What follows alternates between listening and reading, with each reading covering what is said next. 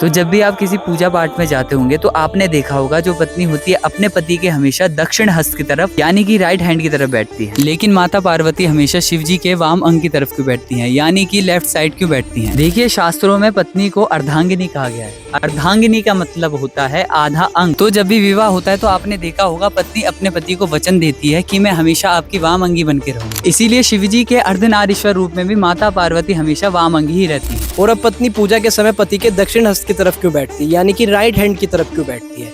पत्नी अपने पति को एक वचन और देती है कि मैं आपकी कर्म सहयोगिनी बन के रहूंगी, यानी कि आपके हर कार्य में आपका साथ दूंगी। और जब भी कोई यज्ञ या कोई पूजा पाठ होता है तो उसमें पति यजमान के रूप में बैठा होता है और उसकी पत्नी उसकी सहयोगिनी के रूप में, इसीलिए उसको दक्षिण ओर बैठाया जाता है, क्योंकि दक्षिण ओर को ही कर्म स्थान कहा जाता है। तो वहाँ पर पत्नी जब भी बैठती है तो पत्नी की सहयोगी होकर बैठती है। और जब पूजन के बाद अभिषेक होता है यानी कि फल प्राप्ति की बारी आती है तो पत्नी को फिर से वामंगी यानी कि लेफ्ट साइड कर दिया जाता है। तो इसीलिए पत्नी हमेशा पति की वामंगी होकर रहती है, लेकिन जब भी वो किसी पूजन के कार्य को करता है या किसी भी कर्म को करता है तो पत्नी उसकी सहयोगी बन जाती है। इसीलिए पत्नी को दक्षिण हाथ यानी कि कर्म भाग की तरफ रखा जाता है।